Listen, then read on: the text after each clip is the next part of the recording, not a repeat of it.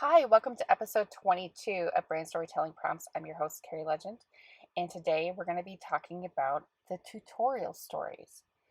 These are stories that help you teach lessons or provide tutorials uh, for your readers so they can have a more memorable experience that is effective and long lasting.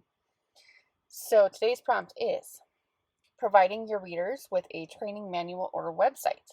Storytelling within the tutorial instruction can be much more effective and memorable, especially if you integrate lessons, morals, and cause and effect. So, remember how I talked about Jane and Oliver, my fictional characters? If I'm providing a tutorial, I can use Jane and Oliver to teach the morals of the story, the cause and effect. Like if Jane hits Oliver with a tire iron, what will happen?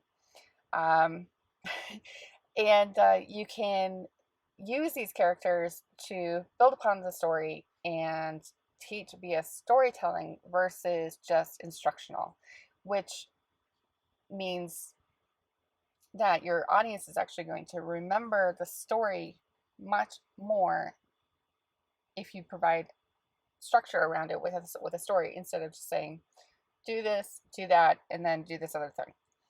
So they might need to understand context of why.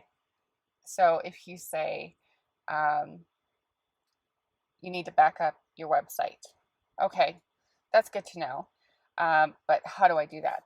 So you can use Jane as an example. Jane, who's going to be our fictional character, Jane has a website, and Jane realizes that sometimes servers crash, and it's always important to back up your website. However, Jane didn't have a very profitable month last month, and Jane forgot to back up her website. What could have taken her about 1 hour to do resulted in thousands of hours of lost material because Jane didn't realize that her server host was going to be doing upgrades. Jane's WordPress installation became infested with malware and had to be reinstalled, thus losing all of her data. Jane learned a very important lesson: never compromise on cost or expense when it comes to backing up the most important thing about your business. And then you could also have Jane walk through the steps of backing up the server and what all that means, because telling somebody to back up their server doesn't necessarily mean that they actually know how to do it. You can actually provide a tutorial and explain the steps. Like first, Jane goes to her cPanel, and then she goes to her file manager and she initiates a SQL Server backup, that kind of thing.